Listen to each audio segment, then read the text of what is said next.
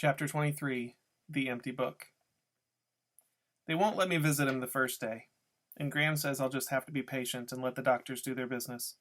But I can't stand just sitting around, so I decide to walk over to the hospital, which Grimm says is miles and miles, but suit yourself. I know how to get there because Freak and I went yonder that way once so he could show me the medical research building. It's not the same, though, without Freak along to turn the houses into castles and the swimming pools into moats. All I keep thinking is what a jip it is to have to be in the hospital on your birthday. Finally, I get there, and I see the Fair Gwen's car in the visitor parking lot. But Grimm says I should leave her alone and let her tend to her son. So what I do is go around back to the medical research building, and I find this stupid little tree that I can sit under. I have that old ornithopter bird with me, and I'm winding it up and flying it around, figuring maybe Freak will get a chance to look out the window and see it flittering by. That's my plan. And I'm under that puny little tree messing with the bird until this guy mowing the lawn makes me move. So I wander around to the front of the hospital, and that's when the Fair Gwen finds me. "Maxwell," she says, and she gives me this great big hug. A wet hug because she's been crying. "Max, we've been looking all over for you. Kevin wants to see you. He's making quite a fuss about it, and Dr. Spivak says it's okay, but just for a few minutes." So the Fair Gwen takes me inside, and I figure we're heading for the medical research building, but instead we go into the regular hospital.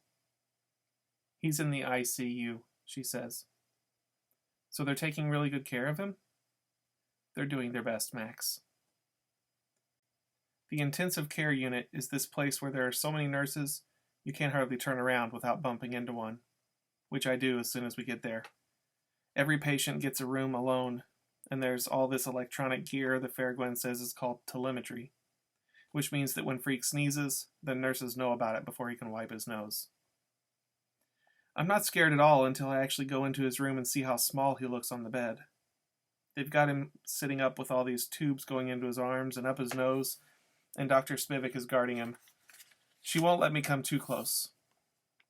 "I thought no visitors was the best policy for now," Dr. Spivak says. "But what Kevin wants, Kevin gets." Dr. Spivak is this small woman with short red hair and a real stern face. It's like she's mad because Freak wants to see me, or because I'll break some of her precious equipment. "That will be all," Freak says to her. "You are dismissed." The thing is, his voice sounds real funny. He's not just faint and weak, but kind of whistly. Only when I get closer do I see that he's got this weird little plastic button stuck on his neck. "It's called a tracheotomy," he says, holding his finger against the button, which stops the whistling noise. "Standard procedure to facilitate breathing." "Does it hurt?" "No way," he says. "I think it's cool. Listen to this." Then he plays with his finger against the button, making his throat whistle a tune, which he says is the theme from Star Trek, although you can hardly recognize it. "So when do you come home?" I ask. Freak can't move much the way they've got him set up in the bed. He sort of shakes his eyes instead of his head.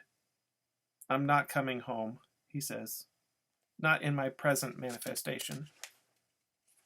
And I go, "What?" "The bionic unit is on red alert," he says. "Tonight they'll take me down there for my special operation.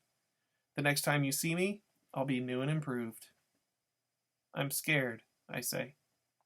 "Don't be a moron," he says. "You're not the one having surgery." I still wish they wouldn't.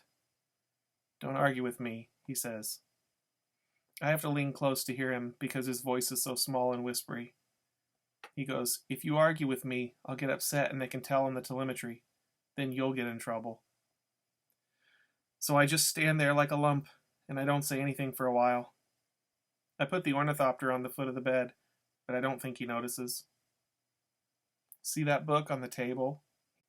He can't point, but I see the book on the table. "Open it," he says. The book reminds me of the dictionary that he gave me for Christmas, except when I open it, all the pages are blank. "That's for you," he says. "I want you to fill it with our adventures." "Huh?" "Write it down, dummy." I was going to do it, but it looks like I'll be busy getting used to my new bionic body. It'll probably take me weeks learning how to just walk with long legs. I put the book down. You're the one with the brain.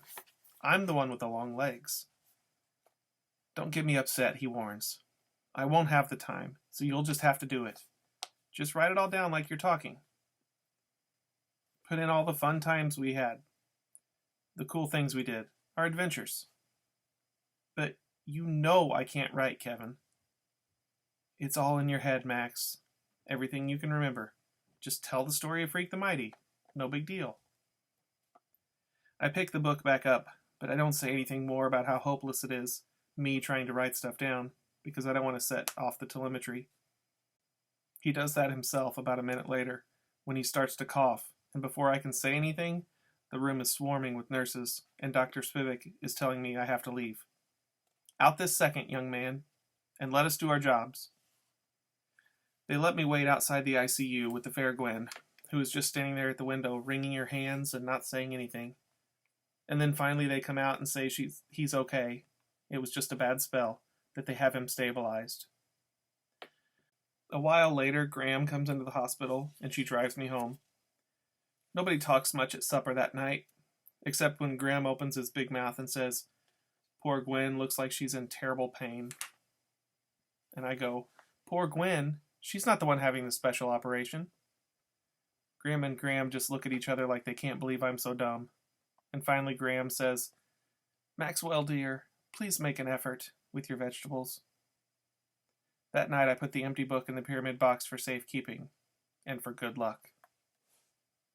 We've talked about point of view, first person point of view, third person omniscient, third person narrative, and we've talked about who the person is telling the story, but sometimes within the story we can also look at point of view, and I think Max was worried about how Kevin was feeling, but he wasn't necessarily thinking about how all the other people felt in that story, because whenever someone's hurting, they're not the only one who's hurting.